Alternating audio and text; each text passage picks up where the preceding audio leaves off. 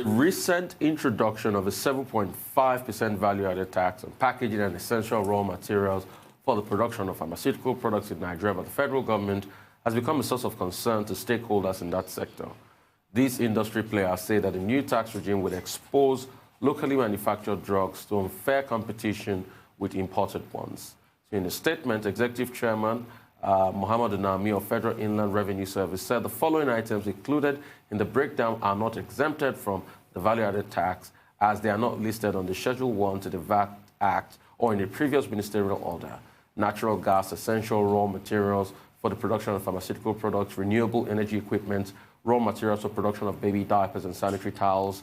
It further stated that these items shall continue to be liable to VAT at 7.5%, otherwise provided in an appropriate statutory instrument. Consequently, all taxpayers, practitioners, officials, and other stakeholders and the general public should be guided accordingly. So joining us now to look at this in detail is Michael Haven, a pharmacist, managing director and chief executive officer of Chan Medipharm Limited, a member of the Pharmaceutical Society of Nigeria, former assistant secretary, National Association of Industrial Pharmacists, and Conference Planning Committee chairman, National Association of Industrial Pharmacists, and a fellow, Chartered Institute of Management Consultants. Welcome to the program. I want you to help us make sense. If you can hear me, good morning to you. I want you to help us make sense of how this 7.5% VAT would affect the pharmaceutical sector, owing to the fact that the pharmaceutical sector in Nigeria is not competing effectively even before now. What we do, mostly in this country, even for some drugs, is just pretty much our pharmaceutical companies have become marketing tools. You know, we still have a lot of drugs, you know, made out of India, coming to the country, and say it's marketed by a Nigerian pharma company. Thank you very much, Rufai. Thanks a lot. Tundu, and of course, our doctor. Good morning. Good morning. Pleasure to have you guys on board, and thank you for the opportunity given me to air my views on this issue. If you must know, the Nigerian pharma market stands at about $2.6 billion as at today. As at 2016, it was about 1.4 billion dollars. 2016. Expected growth is about 9 to 9.1% year-on-year growth. So by 2026, they expect that the market would have grown to about 3.6 billion. The other forecast actually from 2017 to 2030. That's just about it. Rufus says something which is true. We're more.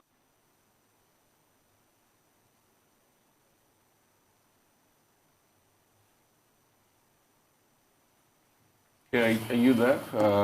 Mike? Hello. Good. Can you hear me? Yeah, Yes. I can hear you. Go ahead. Hello, are you with us? Looks like there is a problem with the connection, the internet Hello, connection. yeah, I can hear you. Okay, I think it's Okay, please go ahead. Yeah, thank you. So, like I was saying, about 3.6 billion by 2026, the growth. So, year-on-year, 9.1% growth as expected. Now, Rufus says something which is very, very true.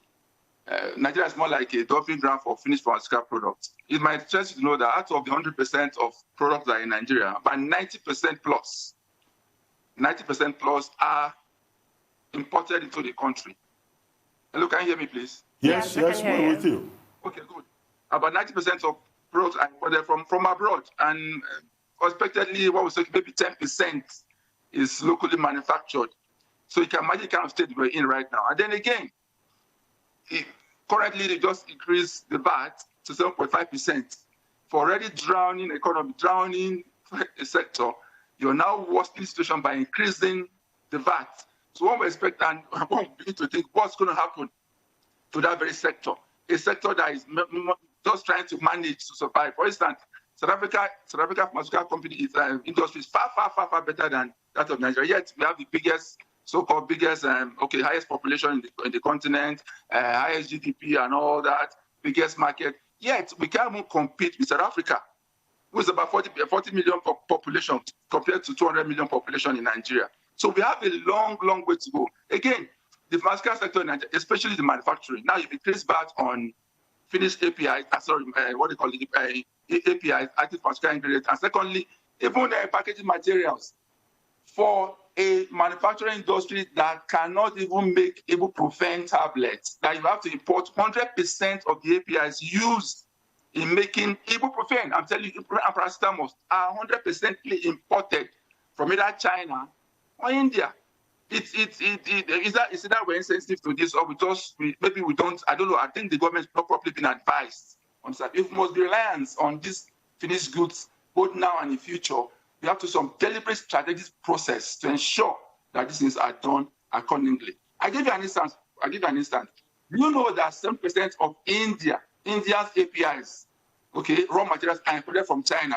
Of recent, we know the squabble between India and China. Yet, India has refused to call it off with them in terms of pharmaceutical importation of APIs. Why? Because they know, if you must know again, as of last year, 2019, India grossed $40 billion from pharmaceuticals alone.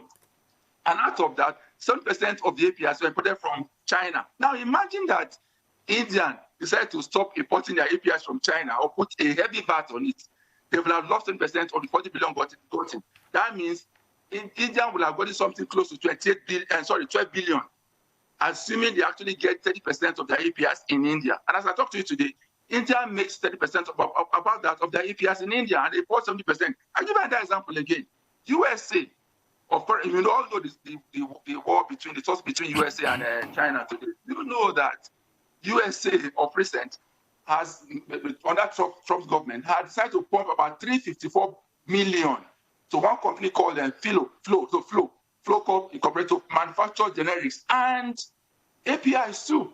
But here we are as a country, for a sector that manufacturing is almost zero, you struggle for life, there's no power, the water is even a problem, the governmental policy is not encouraging, the sector is not even juicy, yet at this time of coronavirus, we're still increasing the VAT. So we're trying to bury it before it even dies. That's what it is. So I mean, it's unthinkable to do this at this time. What the government should have done is as simple as it should be. Create an enabling environment for the manufacturing sector, first of all. One, let Nigeria not be a dumping ground for all finished goods. Do you know what this thing has done? The increase in VAT has encouraged the parent importers, sincerely speaking, all those counterfeiters. It's an opportunity for them. It therefore means that before now, we all know that the foreign products are far less expensive compared to the locally manufactured one. What you've done now, what you've done is that you've now worsened it by making sure that the cost of production has gone up, definitely. Less people will be employed. In short, people will be entrenched from their job because the manufacturing companies will have to find a way to survive. So they have to retain some staffs to survive.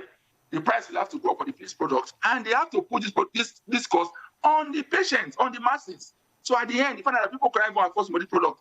And again, before now, the local manufactured goods are far expensive compared to the foreign one. Now you've now given the foreign or the imported products, I mean, a free ride. A free ride. Yeah, you're saying you want us to be reliant in drug production and local manufactured goods and all. Yes, on one hand, that's on one hand. On the other hand, you're strangulating it by increasing the VAT at this time. So you're putting the cart before putting the horse. I mean, the cart before the horse. What should have been done is this. I'm not saying VAT is bad, but at this time, and for a sector that is not thriving at all, it's not thriving at all.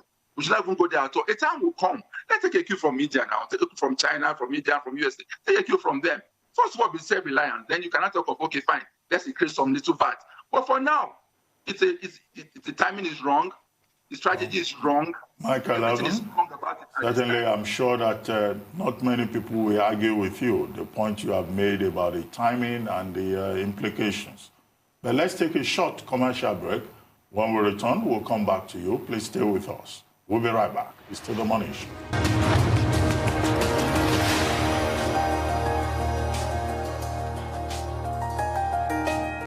Welcome back to The Morning Show here on the Arise News channel. Still with us is Michael Evans, a pharmacist, managing director and chief executive officer of Chan Medipharm Limited, and a member of the Pharmaceutical Society of Nigeria. And we've been discussing with him the decision of the FIRS to impose a 7.5% VAT on imported raw materials for the pharmaceutical industry. Well, Michael, are you still there with us? Thank you for staying with us. Yes, I'm here. I'm here with you. Now, quickly, I mean, the FIRS couldn't possibly have taken this decision without consulting with stakeholders. That's what is done elsewhere. Was there any consultation? We would like to know.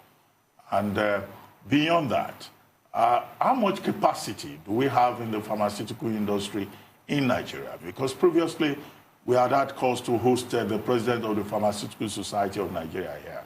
And he had a lot to tell us about how expensive it is to even invest in research and the development of drugs. What is the state of the pharmaceutical industry that we're even complaining about, being overtaxed in the season of COVID-19? Thank you very much, Dr. Ruben, and thank you very, very much. First of all, yes, consulting with people, consulting with pharmaceutical sector society before such announcement was made. To my knowledge, no firm thing was reached as far as I was concerned. I don't see the Pharmaceutical Society of Nigerian's president committing such a thing because he knows he's a pharmacist, he's a former MDC of NIMET, so he knows exactly what it means to manufacture even the tablet in the factory. And I don't see him even accepting such a thing or having such an agreement. So to the best of my knowledge, and from people I've heard from and all that, there was nothing firm as regards that agreeing that it should be 7.5%. No, nothing like that to my best of my knowledge. And that one can be checked out. Now, secondly, the sector itself can grow pretty well. Like I gave you before, as of 2016, it was about $1.4 billion. Nigeria has the market. We have the space. We can do a lot better. This sector can actually grow and even compete favorably with become the best in Africa, no doubt about that. And of course, compete with countries like India and even maybe China, if given the opportunity. But there are things that are like it. There are things that are doing well that we are not doing well at all. Far from it. Far from it. If Nigerian pharmaceutical is given the opportunity, I'm telling you this, we can be growing at 20% year on year. We can be growing like that. As it is, so we're growing about just 9 to 9.1%, which is a far cry. And even that one, we're just scratching it. That's what it means. So there are other things that other sectors that other countries are doing, especially at this time. If anything at all at this time, this COVID period, the government should find a way to subsidize importation of APIs at this time, especially at this time. Subsidize it. If anything, remove the VAT at this time. It shows sensitivity. But for you to have increased the VAT at this time, and when you're talking about creating more jobs, okay, people are losing their job, you want to create more jobs, there's COVID-19 on ground, people are losing their jobs. It's sure some of the sector they can't even stay afloat this year. They are grounding. And then here we are, increasing the VAT of a sector that's already dying. It shows, I don't understand. It beats imagination. I can't even think of it. I don't even know what word to use. It's commonsensical that when something is happening and when a sector is drowning, to find a way to revive it. But what we're doing, we're drowning it. And by drowning it, we're giving the opportunity now to those that are importing one. Secondly, counterfeiters and pirate importers are going to have a free ride. There's something they did again, which was funny to me. You say you want self-sustain in terms of local manufacturing of finished pharmaceutical product. Yet, your focus is on increasing tariff for imported goods. Sometimes, okay, both finished and unfinished pharmaceutical goods, you are increasing tariff. It doesn't solve the issue of the locally manufactured. What should the government be doing at this time? I can tell you what they should do in that sector because we have huge potential. Okay. Can you imagine that someone contacts as hard now or we import those things? Is that bad? You get so that's the government should one. If possible at this time, give soft loans through CBN to this manufacturing sector, especially manufacturing sector. That's one. Two, remove the VAT. If possible, remove it completely for these imported APIs at this time. Give tax rebates to this manufacturing sector because you want them to survive. Let everything be time. Give tax rebate to them. Then encourage other big players to come on board. If they find a soft land, they will come on board. Fourthly, obviously, the power sector, we know. Do you know, Dr. Ruben, do you know that close to 40% of the cost of production is on power today? People have to burn diesel. And when they have cold chain products, they don't have an option than to burn that diesel 247, 365 days in a year. Because you cannot try it, for instance, just try to say, okay, let me put it up and let's use the PSN and all that. You can't try it. So they are burning fuel, even their water, they have to pay the water they use and all that, for a sector that is not being favored by some of the policies of the government. And now you're now increasing the VAT. It's laughable. As big as USA is, look at what Trump does of recent. Would it be out of place if Nigerian government does the same thing? You can imagine Nigerian government pumping $354 million to 2 or 3 manufacturing outfits in Nigeria, encourage them to manufacture. You can imagine what that thing would do. You can imagine Nigerian government creating an environment, for instance, subsidizing these APIs or remove the VAT on APIs coming in for manufacturing, purely for manufacturing. Can I come in here, Michael? Can I come in here? Please. Last month, the CBN did announce 100 billion naira healthcare sector fund, with 10.1 billion naira being dispersed for advanced diagnostics, healthcare centers, and pharmaceutical industry to create intravenous fluid and essential drugs. It's clear from your responses here this morning that the disbursement has not been effective. Can you confirm that? That's my first question.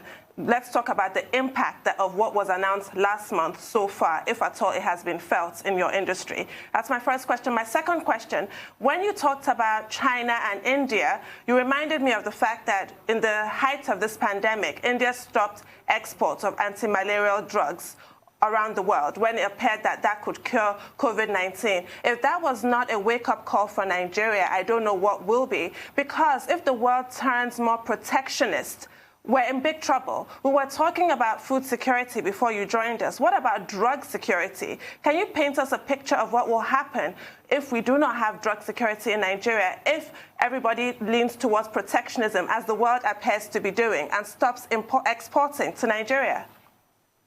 Good. Thank you, Tundu. Thank you very much. First, I'll take the show of the 10 billion naira disbursement. Convert that in dollars, see how much it comes to. It's laughable.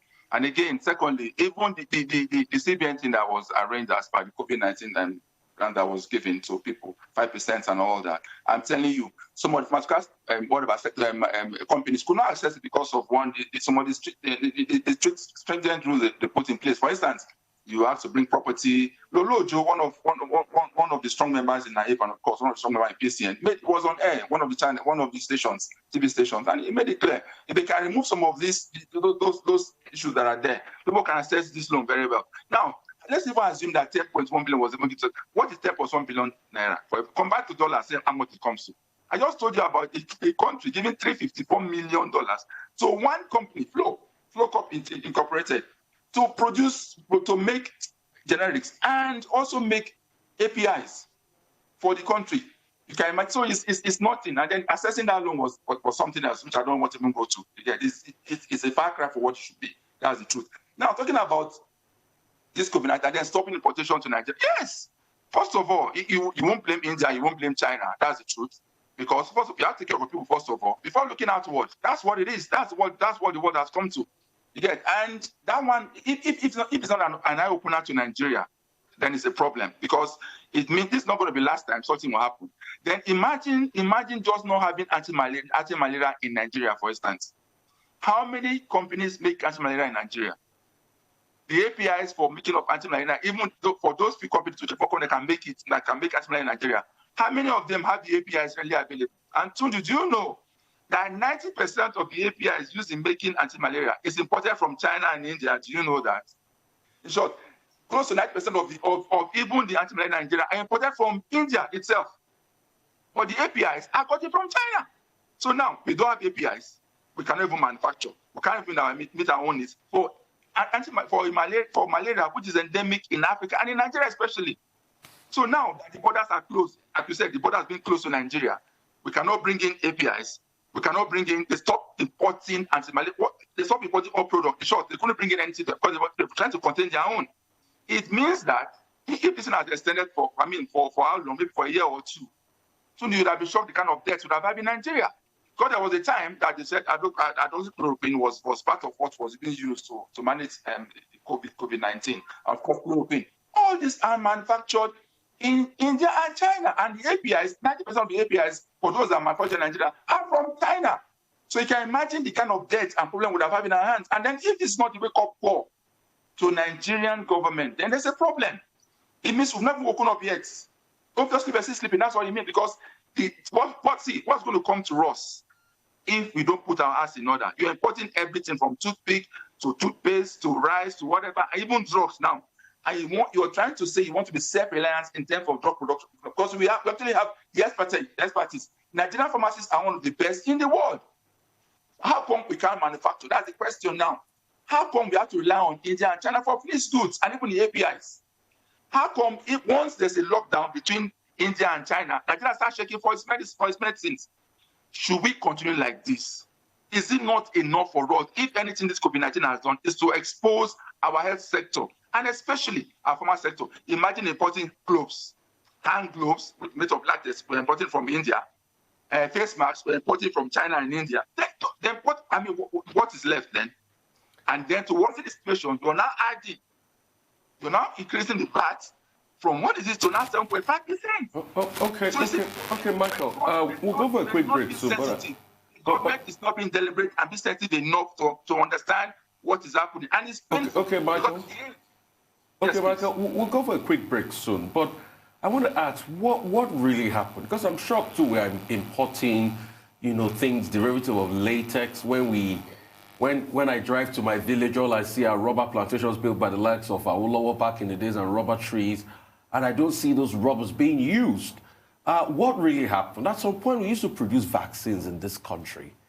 What really happened? How did this go wrong over the years? And how can we start to fix it? What really happened? Good.